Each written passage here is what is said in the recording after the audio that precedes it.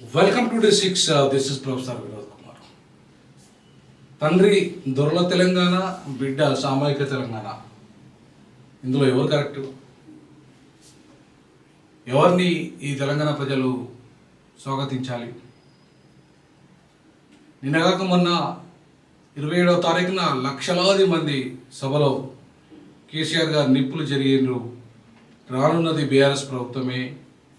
ఇవాళ మా ప్రభుత్వం అన్ని వర్గాలకు న్యాయం చేసింది.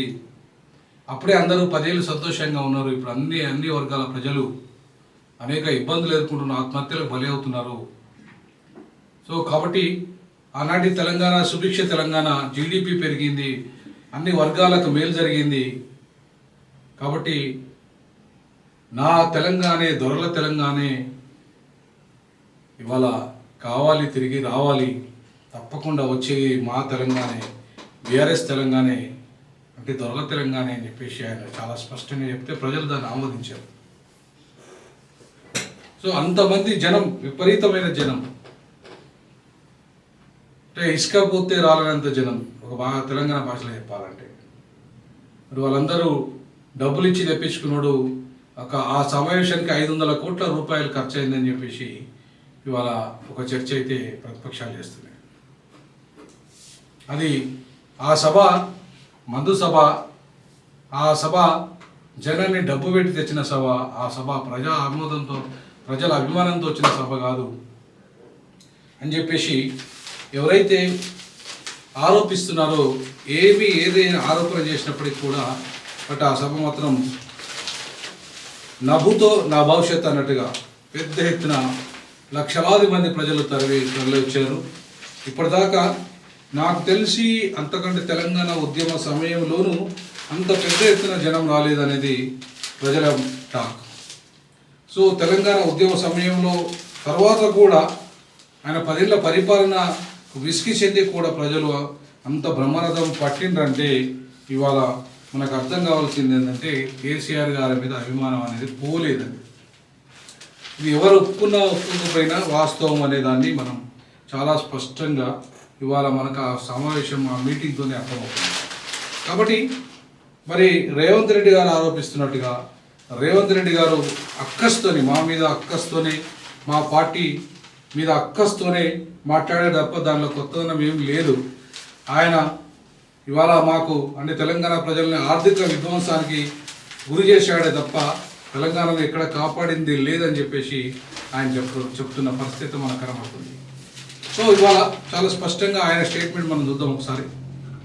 రాష్ట్రంలో 10 ఏళ్ల ఆర్థిక ఉగ్రవాదము, విధ్వంసం జరిగింది. రాష్ట్రంలో పేదవాళ్ళు మరింత పేదవాళ్ళు అయ్యారు. కేసీఆర్ కుటుంబానికి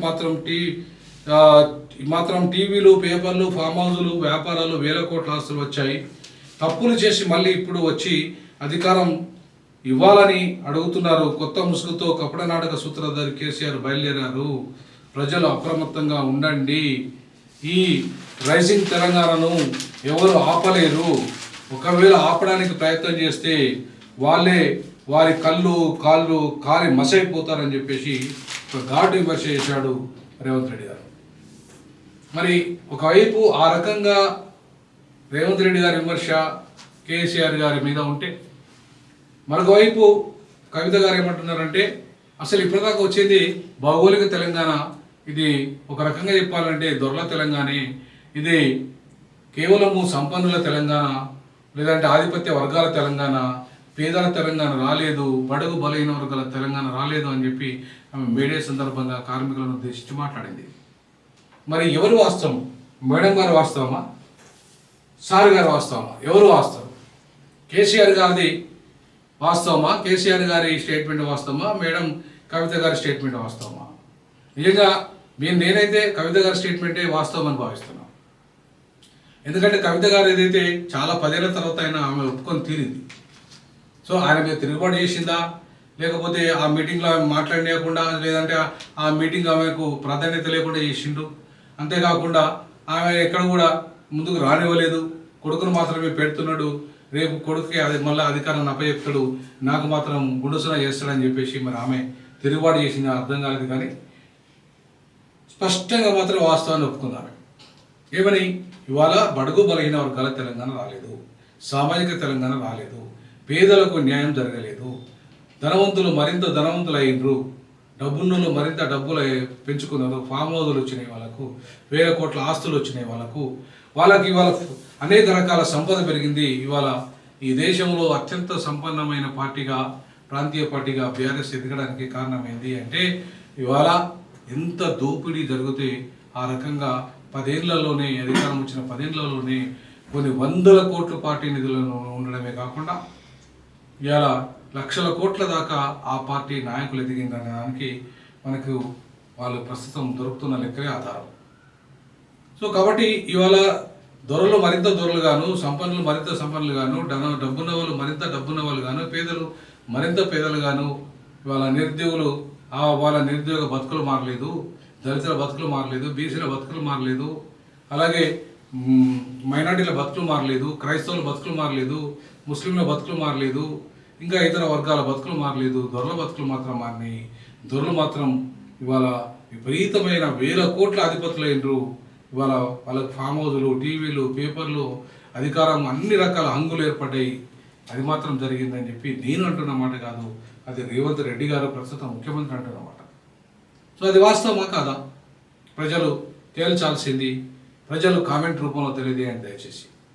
ఎందుకంటే ఇవాళ మీరు అదే సేమ్ దొరవారి బిడ్డనే అంటున్నది. ఇవాళ లేదు సామాజిక తెలంగాణ ఏర్పడిన లేదు, ఇప్పటిదాకా వచ్చింది భౌగోళిక తెలంగాణ. దొరల ఆధిపత్యం ఏముంది, మగవాళ్ళ ఆధిపత్యం, సంపన్నుల ఆధిపత్యం ఏముంది, పేద బడుగు బలహీన వర్గాలకు సముచితమైన గౌరవము న్యాయము దక్కలేదు.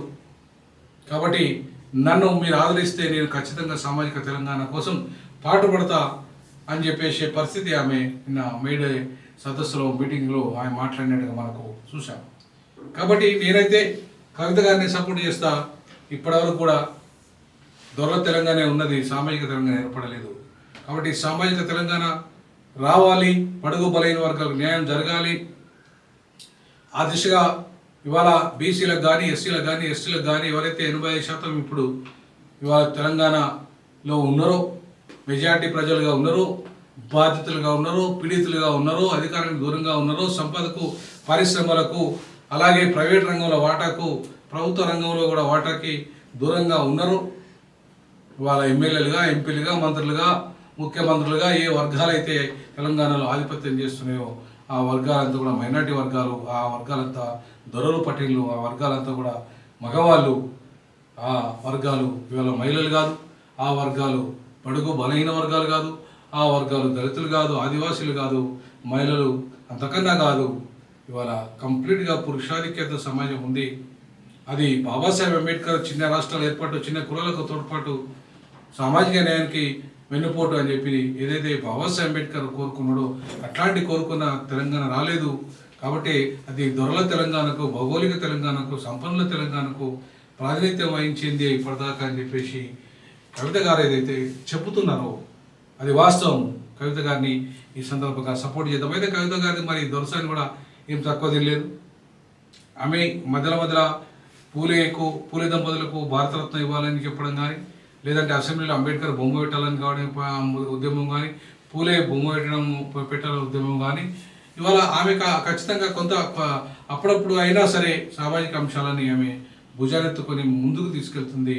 కానీ మిగతా వాళ్ళైతే అంటే కేటీఆర్ కానీ, హరీష్ కానీ, కేసీఆర్ గారు కానీ వీళ్ళు ఎవరు కూడా ఈ అంశాల జోలికే వెళ్ళడం లేదు. సామాజిక న్యాయం, ఫ్యూచర్ తెలంగాణ ఎట్లా ఉండాలి, ఏ రకంగా ఏ వర్గాలకు న్యాయం చేయాలి అనే ఎక్కడ కూడా ఆ ప్రసంగంలో మనకు ఎక్కడ కనపడలేదు. కేవలం కాంగ్రెస్ మీద అక్కసు మాత్రమే వెళ్ళగక్కినట్టుగా మాత్రమే కనపడ్డది తప్ప ఎక్కడ కూడా ఈ సామాజిక అంశాలు కానీ, ఆర్థిక అంశాలు కానీ, రాజకీయ అంశాలు కానీ ఎక్కడ కూడా తెలంగాణ ఆయన ప్రసంగంలో, కేసీఆర్ గారి ప్రసంగంలో లేవు. ఒక రకంగా ఇంకా ఆయన దొరతనం నుండి దూరం కాలేదని చెప్పి జూపల్లి కృష్ణారావు ఆయన ఒక దొర ఉండి ఆయన దొరతనానికి, దురహంకారానికి ఇంకా కట్టుబడి ఉన్నాడు, దూరం కాలేదని చెప్పేసి ఆయన చేసిన విమర్శ నిజంగా అట్లనే కనపడుతుంది కవిత గారి మాటలు. సో కాబట్టి కవిత గారు ఏవైతే చెప్పారో ఇంకా సామాజిక తెలంగాణ ఏర్పడలేదు, ఆ దిశగా అడుగులు వేద్దాం, సామాజిక తెలంగాణ సాధిద్దామని చెప్పేసి కవిత గారు ఏదైతే చెప్పారో సామాజిక D6 డీజాకు దానికి కట్టుబడి ఉంది. ఖచ్చితంగా నా సామాజిక తెలంగాణ గతంలో మేము ఏర్పాటు చేసి ఉస్మానియా మేధావులతో కానీ, విద్యార్థులతో కానీ అనేక సమావేశాలు మేము ఏర్పాటు చేసి సామాజిక తెలంగాణ సాధన ధ్యేయంగా లక్ష్యంగా పనిచేసినాం.